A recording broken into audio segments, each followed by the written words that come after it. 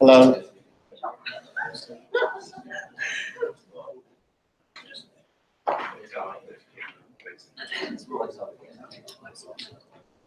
Oh, forgot to bring my pointer. Okay, what are we doing? George, what are we doing? Like, what are we doing? Do you understand my question? No, you don't understand my question because I didn't put it very clearly. So what are we doing? What is the topic or whatever, how would you call it, that we're doing?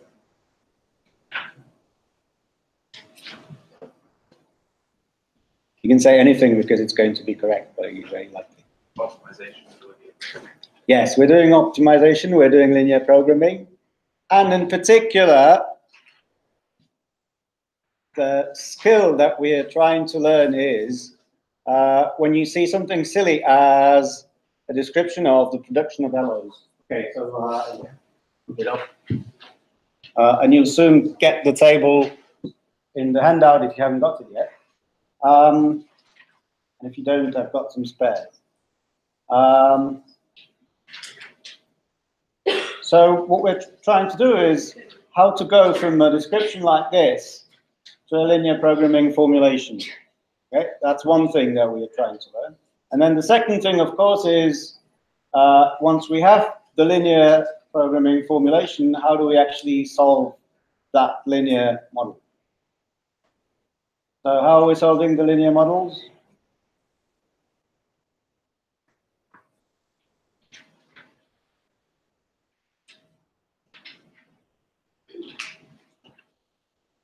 Yes, you know that. Good. How are we solving the linear models? Mosel. Ah, yes. That's right. How does Mosel solve the linear models?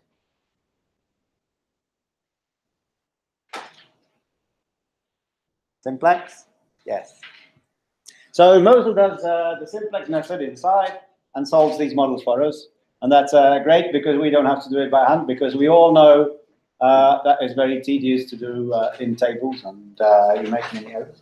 And if you have, well, we've done problems with like 3 or 4 decision variables, and it was already nasty enough. And now we're doing problems that have perhaps a dozen decision variables because they're just little examples. And then if you get a job in OR, you'll be doing models that have hundreds of thousands of decision variables, perhaps. And so that, of course, you can't solve by hand. But Mosel is still pretty, well, or any other solver. There are quite a number of these solvers that are sold, or some are even free. But they're still quite good solving those problems. So that's the importance of that. Now, today, we still look at a couple of examples that will hopefully teach us some tricks. Okay, so I've been talking, so you haven't probably read the question here. So read it. I'll count to 10, and then you'll have read it.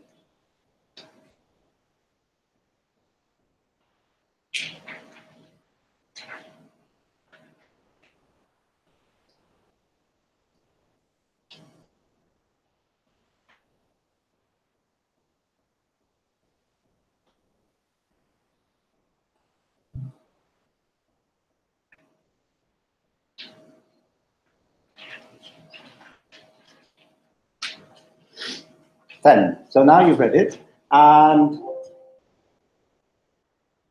that wasn't me. Oh.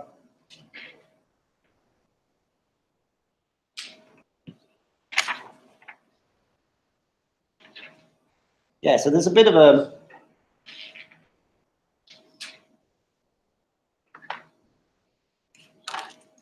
funny thing. So we need to learn a trick because this doesn't look like a linear problem really. Okay, so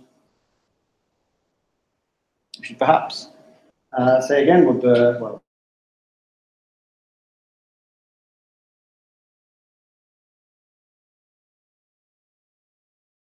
what you're trying to, well, the situation is you're trying to take some of these 7 compounds, or whatever they are, materials.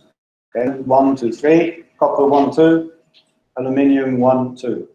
So you want to take some of them and then you melt them all together and you're producing the product by melting them together. Okay, that's the situation. Is that clear? So the question is, how much of each of these things should you take so that you would get an alloy with the properties that are given in this table. Okay, so the carbon has to be between 2 and 3, and the copper has to be between 0.4 and 0.6, and the manganese has to be between those two numbers. And you know the carbon of each of these things in the table, like that. So if you want something between 2 and 3 of carbon, then well, how it mixes is it's kind of the weighted average of the carbon content of the things you're taking. That makes any sense. So, for example, if you take 10 tons or so of iron alloy 2 and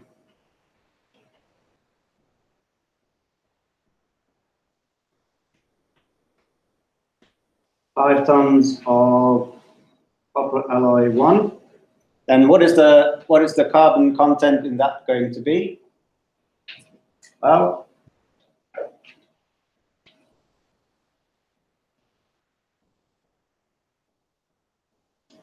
it's 10 times 3 because there's 3% in each of the, well, in iron alloy 2, and 5 times 0 because there's 0 in Ca1, and this divided by 15. You get 30 divided by 15, so that's 2. So you get 2% of carbon in this. Does that make sense? It's a simple example. Yeah? So this is how these things work. The same thing is true for copper, and the same thing is true for manganese. And you're trying to decide how much of each of these alloys to take and melt together, and you have to produce 500 tons of steel at a minimum cost. Okay, is the situation clear? Now there's a bit of a problem there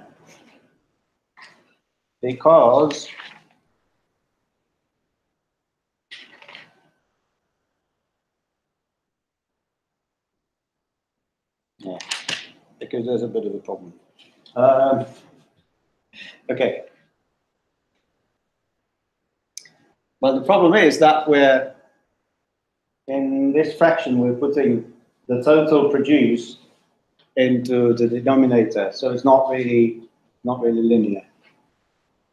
Okay, but one can linearize it. So this is going to be the trick that we're learning in this example.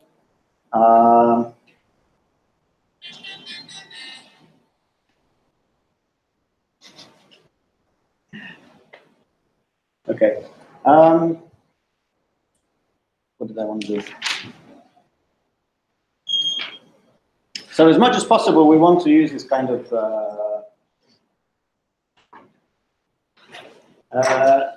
the set notation and all these indices and sums and things like that, because that's it's much shorter than writing everything out. So if I number these things, 1, 2, 3, 4, 5, 6, and 7, I can say that I have a set R contains 1 to 7 is the set of raw materials.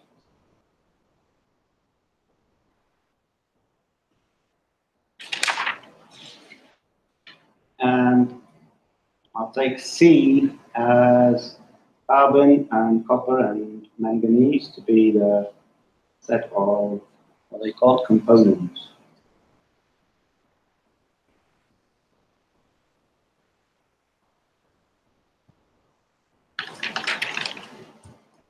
Okay, so what do we know?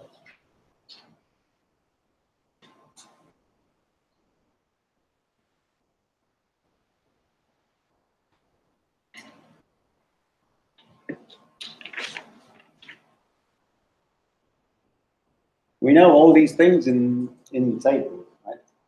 So the things in the table, I will say that for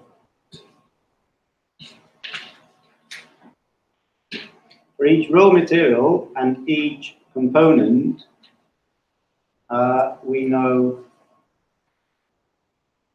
T with indices R and C, and that's the percentage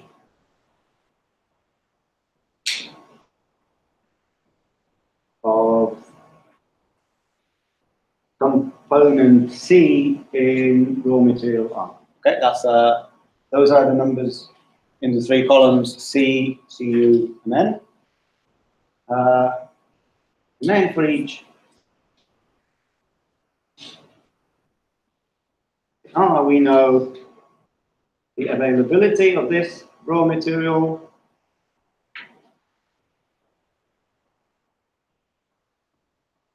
and we know the cost. It's always good to summarize everything we know in a concise manner. And then, anything else that we know?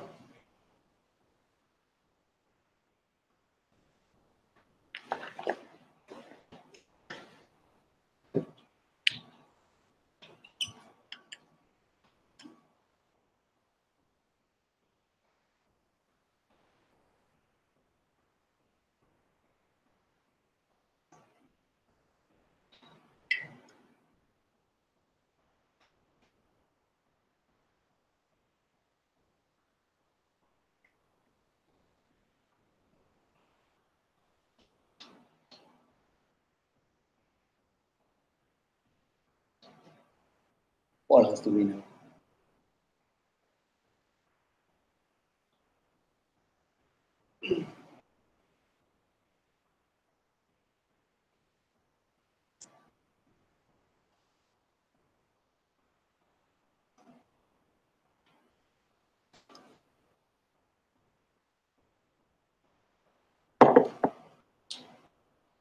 This.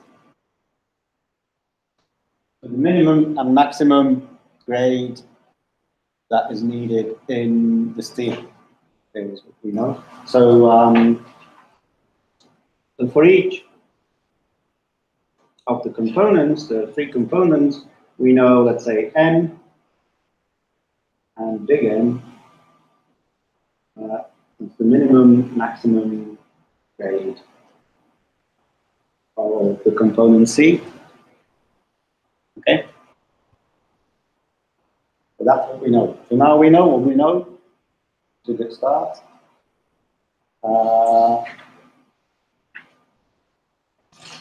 And the next thing that we want to know is what we want to know.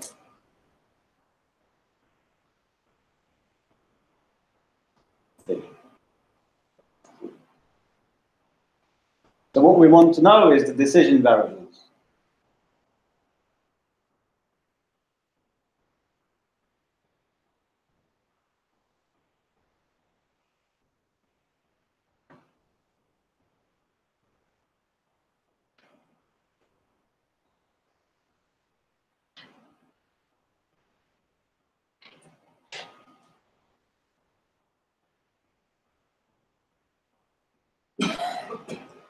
What are they?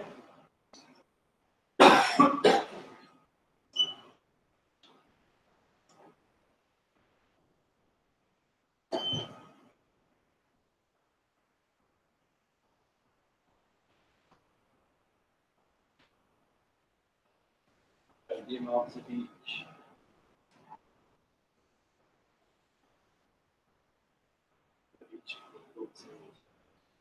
Yes, exactly. So the amount of each of the raw materials to use. Do you have a favorite letter for them? No? R. No, well, no, R is not good because I'm using R for the raw materials themselves. Yes, Amy, do you have a favorite letter for that? No? Nobody cares what letter I use? Okay, I'll use U. U for use. For the amount of raw material R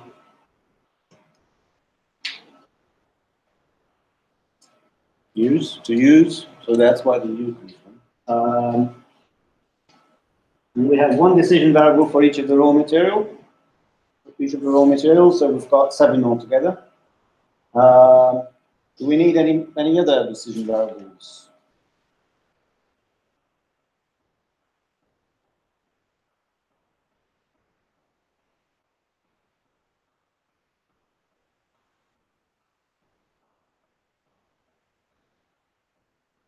No, we don't, but I'll use one anyway.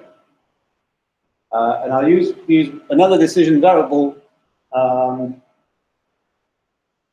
just because I can. So, not just because I can, but because it will make everything slightly less complicated to write. Okay, so P is going to be the total amount of steel to produce.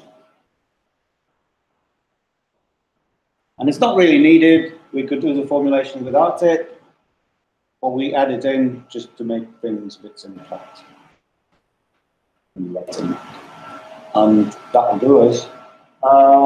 Okay, what do you want next? Who wants the objective next? That was 3. Who wants the constraints next?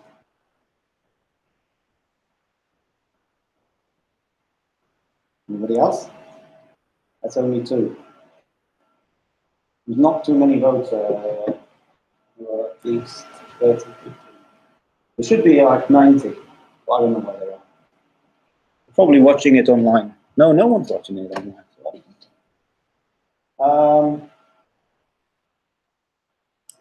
Okay, so the objective one.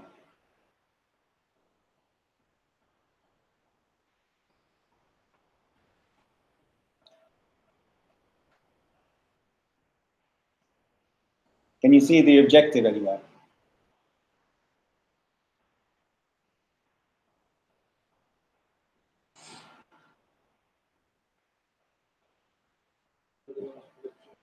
Minimize production cost. Who said that? Okay, oh yeah, thank you. Minimize the production cost. That's what it says. So yeah, so that is quite right. Now, unfortunately, I can't put minimize production cost, and that's it. But I want a formula for the cost. Well, but the formula is quite simple, right? So it's, you take the cost of each of the raw materials and multiply by how much of the material you're using, and then add them all together. So that is sum of all raw materials, the cost of R times the use of R.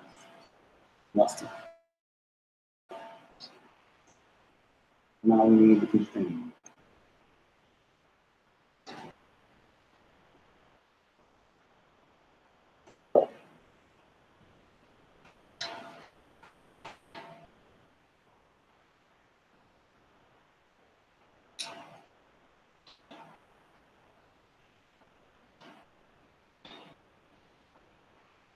So what are the constraints?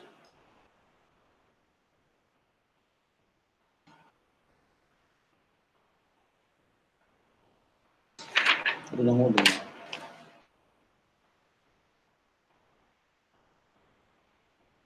Yes. The U1 is less than AR.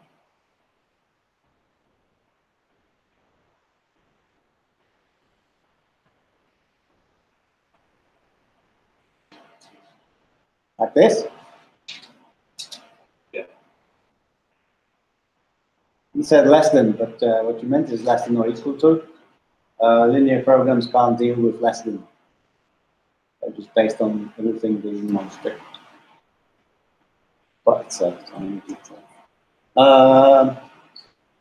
What we need with constraints. So is this a constraint? Or is this more than one constraint? Is this 7 constraints indeed? But when we're writing 7 constraints like this, we need to put some quantifiers.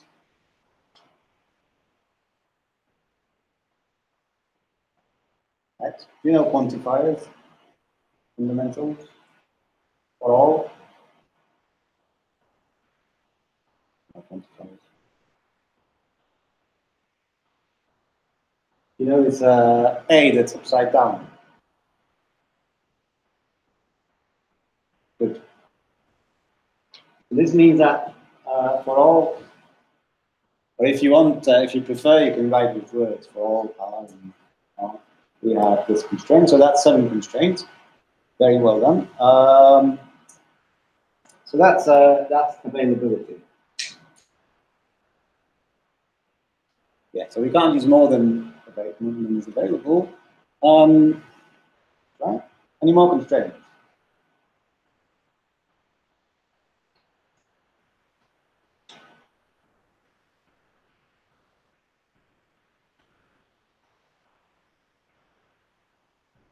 Yes. Oh, no, actually, we rather steal speed. Okay, I'll write it like this. I say that it doesn't matter if we make more. So, we have to make at least 500.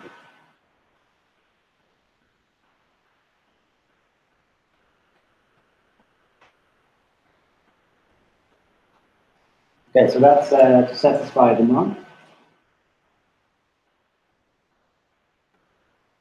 Question is whether we wanted it exactly equal, but let's say that it's okay. We also need a constraint that expresses that the total amount of steel that we produce is equal to the total amount of steel that we produce.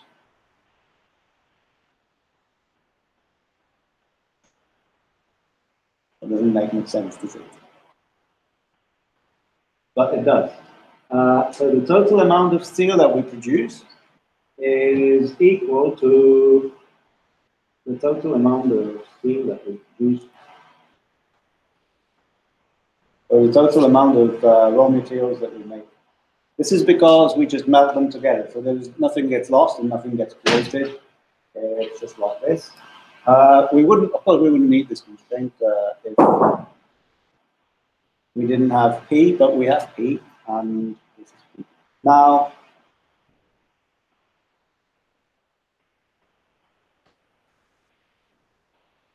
any more constraints?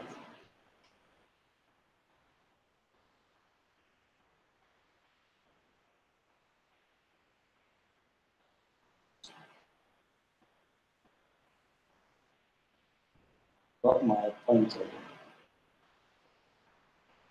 I'm pointing down. Can you see them there? The minimum grade and the maximum grade. When R is small or equal to 2. No, lower MR is actually 2. So these M's that we put there, or MC in fact, so these MCs that I've got there, yeah,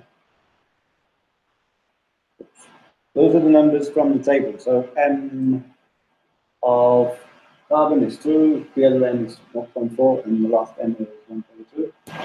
So these are the data. Data then becomes something that you want to constrain the data from. So no, but it is something to do with the little MC, that's right. Now, the thing is,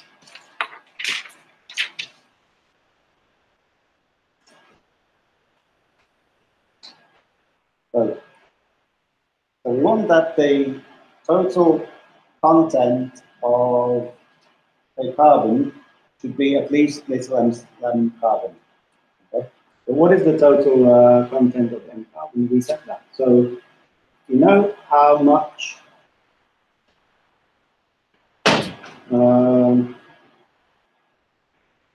there is. So what we did was we times how much we're using times how much the content is in that raw material, and added it all together. Okay. And then we divided it by how much we're using altogether.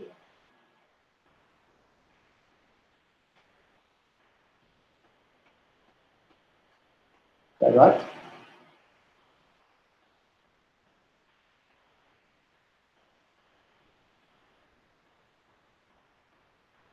For this, okay, we're using the little letter P for that. Total use of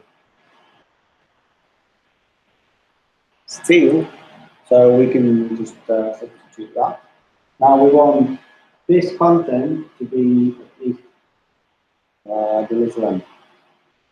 Because this is the content, so the content,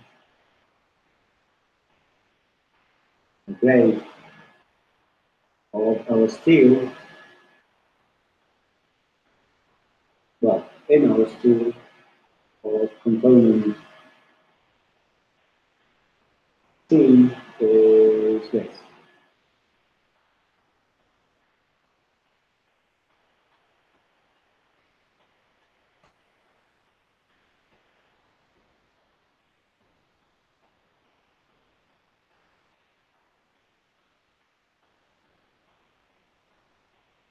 You agree?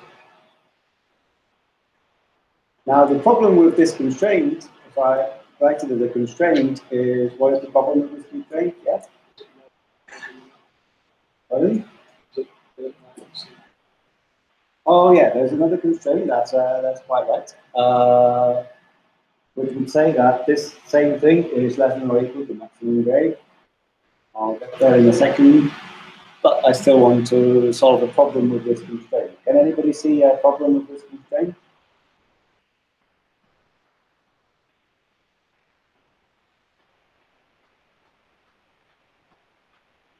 Oh. Is it linear?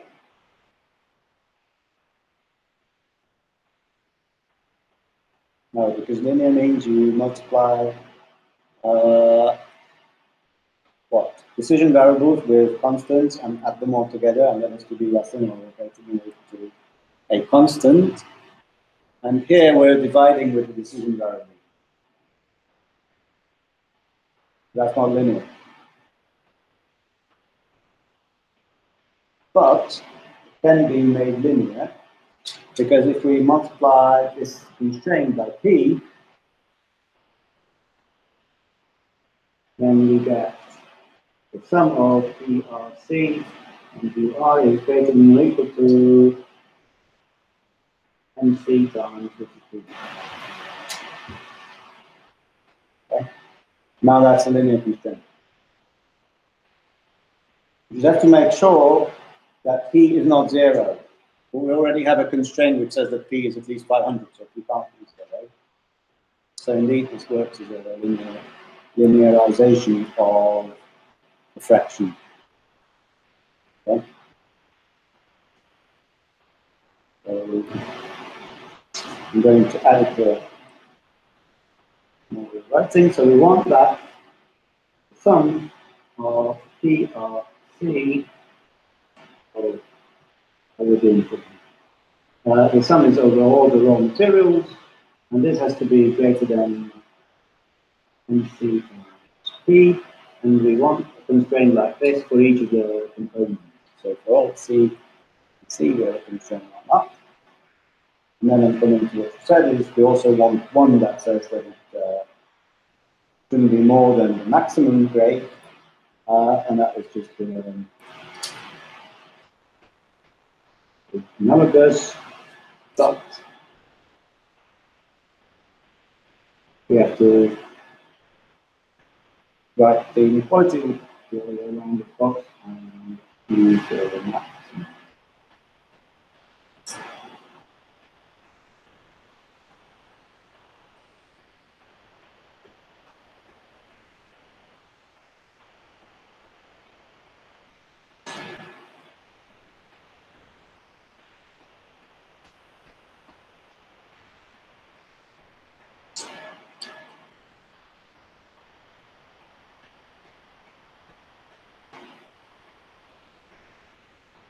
So the purpose of this example there is to show this trick where a constraint which is not really linear to start with can be made linear in this way. So multiplying the whole inequality by the denominator. Okay. Those were the minimum and maximum rate constraints. Is there any constraint or a set of constraints that would be missing? Anything you would like to see there?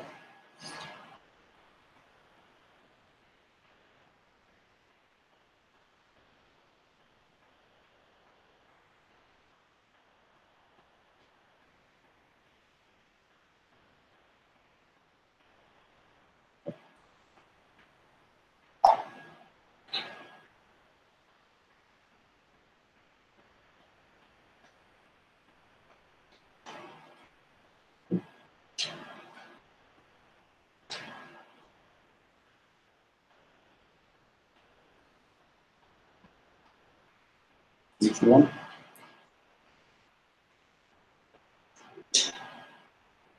Non-negativity? Yes, that's about right. So you need to write that all the URs are negative. Well, we can also, if we want to, we can also write that P is non-negative, but we don't really have to, because we're already saying that P is greater than or equal to 500, so that's appropriate to put it there. So that one doesn't go there.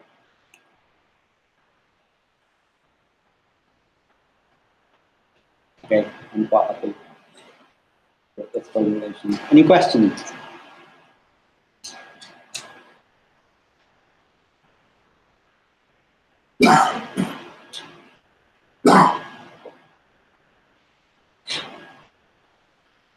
No questions?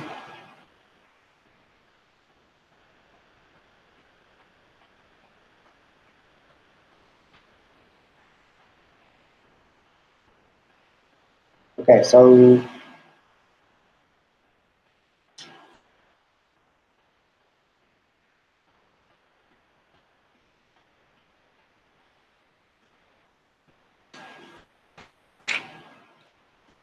not really. What we have is a wallpaper cutting problem. So we have a wallpaper. Okay? Imagine this is a wallpaper, but it's a very long roll like this.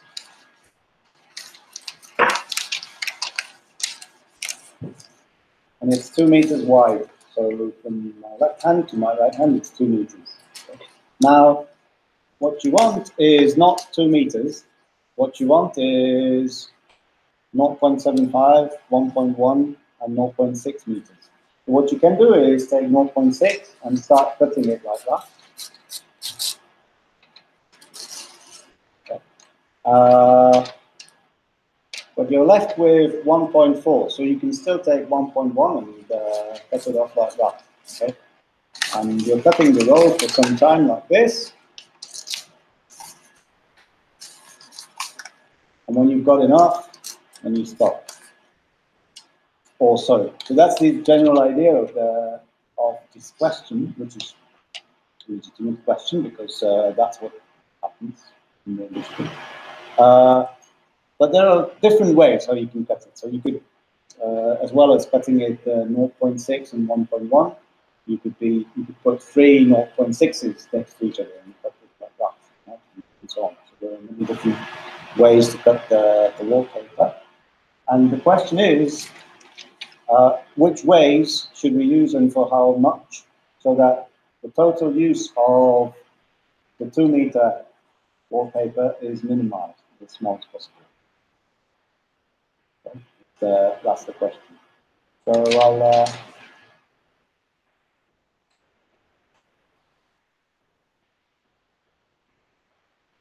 So I'll give you 2 minutes, and in those 2 minutes, you can either think about how to solve this problem, or check your emails, or write to a friend, or whatever, and then we continue in 2 minutes. Yeah. I need a break for 2 minutes.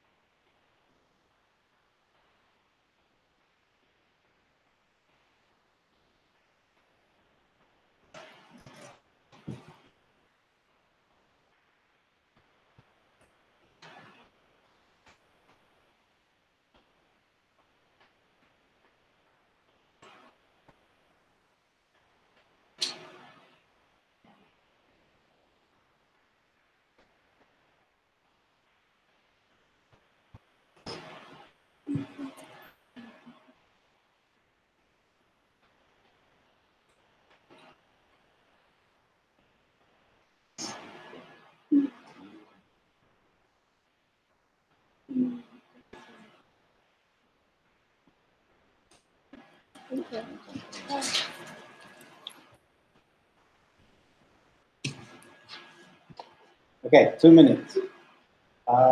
2 minutes, and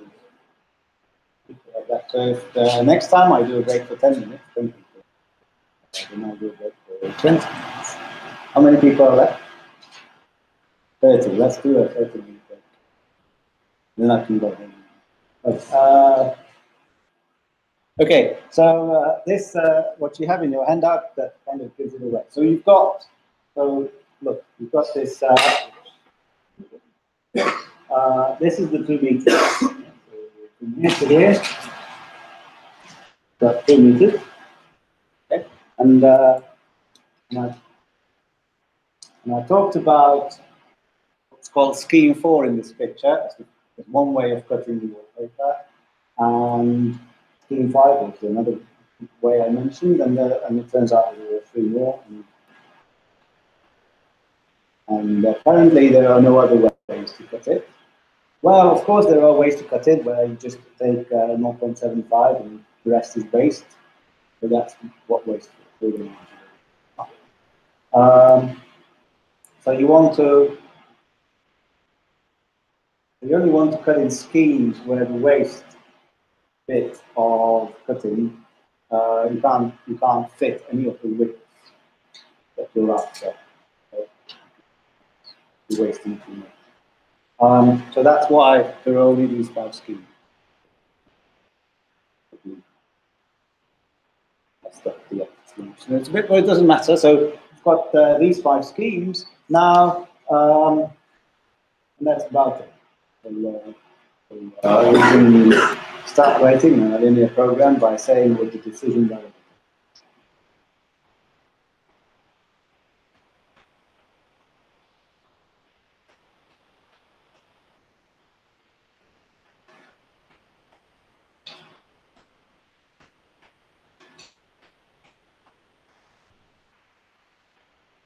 Okay, so what do we want to know? What are the decisions make?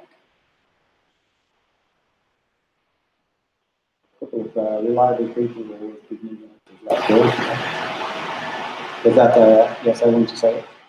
That comes into second.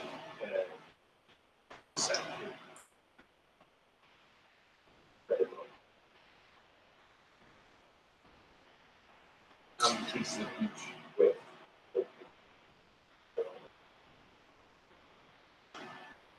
That's what I'm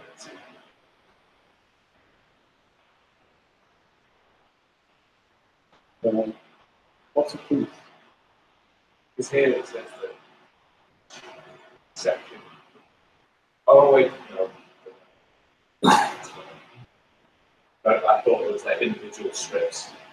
Oh no. So this is not like, well, okay. So maybe this is a confusing picture that I inherited. So okay, so we've got this 2 meter width, right? So maybe that even is 2 meters. And there are 5 different ways how you can cut it without leaving too much waste. Leaving too much waste would be if you could fit another of the widths that you're interested in. Okay, so for example, if you only take 0.6 and 0.6, and you're leaving too much waste because you can fit another 0.6 there. You don't want to use a scheme like this. And there are 5 of these where what's left is less than 0.6, so you can't fit anything there. Now the question is, so now I'm saying what we want to know. So what we want to know is what length of the 2 meter wallpaper we want to cut according to each of the 5 schemes. So for each of the 5 schemes, we want to know what length we want in that scheme. Okay? Okay, so for example, if we do normal examples, so if we want 160 meters of 0.75, then we could take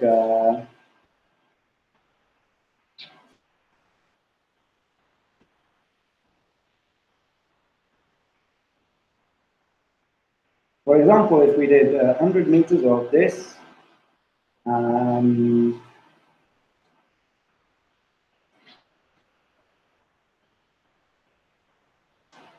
60 meters of this, and we have 160 of 0.75.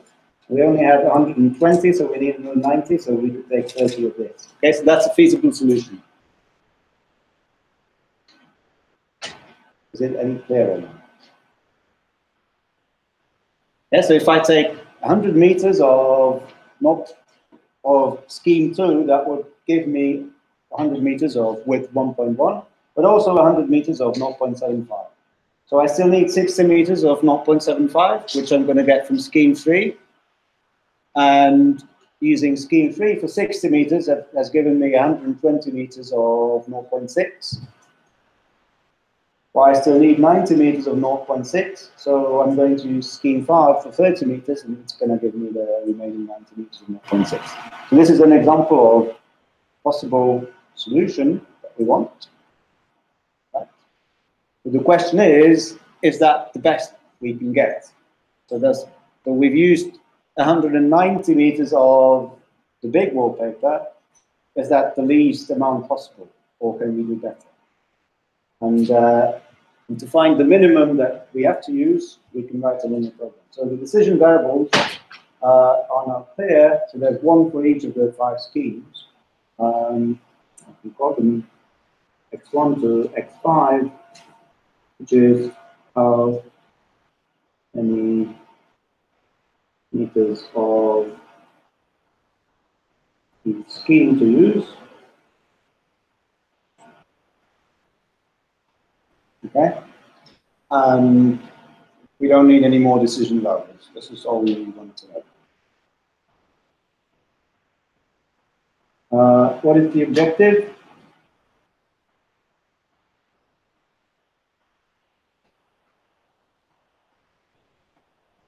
Minimize x1 to Add it together. Yeah. Write it as a sum.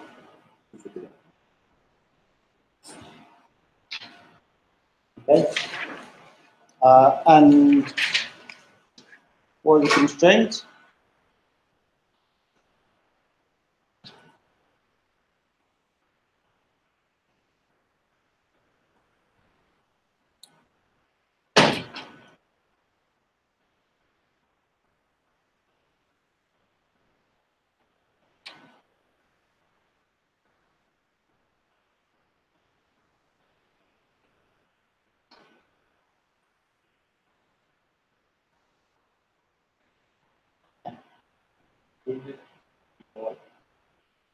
Minimization of waste, since XI will be the total sum of all the meters of wallpaper produced in waste elements.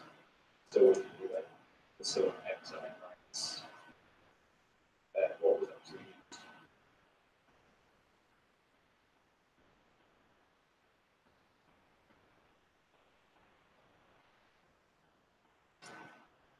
Well, you could be playing with things like that, but the question says minimize the amount of stock used. It's just at the top of the sort of waste. Yes, but it would give you so arguably it should give you the same solution because the amount that you need over there is constant. So the amount that you need is constant, so whether you subtract it from the objective or not doesn't matter. You still get the same. So the x's will be the same. The objective will be less by a constant. That makes sense, yeah. But so it doesn't really matter too much. But the question asks for the stock used, so that's the stock used. Yeah, because we're putting x1. Yeah. But the constraints, okay, so the constraints are we want enough of each of the wallpapers. So we want enough of 0.75. Right? The 0.75, when you look at the cutting scheme, so how much we're getting is 2x1, because when we're doing scheme 1, for every meter we do in scheme 1, we get 2 meters of 0.75. Plus x2 plus x3. So this is how much 0.75 we're creating. And that should be at least how much we need. We need 160. Okay. So this is demand for this week. 25 centimeters. And of course, we have one for x2 plus x4.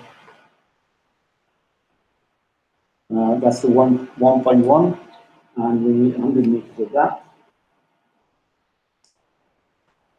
And the last one is 2x3, x4. I hope that's the at least 210 because that's the demand for 0.6.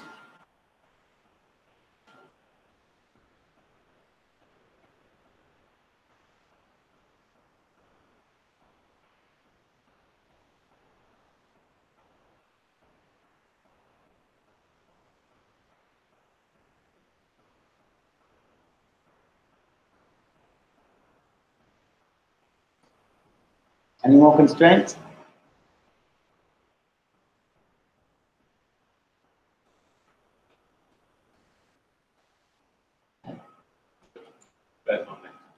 Non-negativity, yes. Why do I always want the non-negativity? Because they're necessary. Oops, not plus.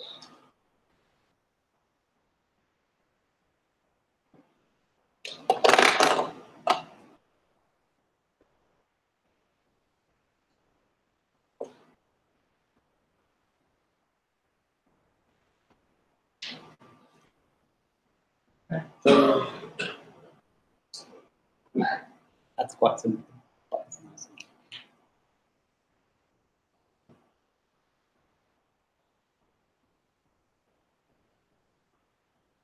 Any questions about this? Okay,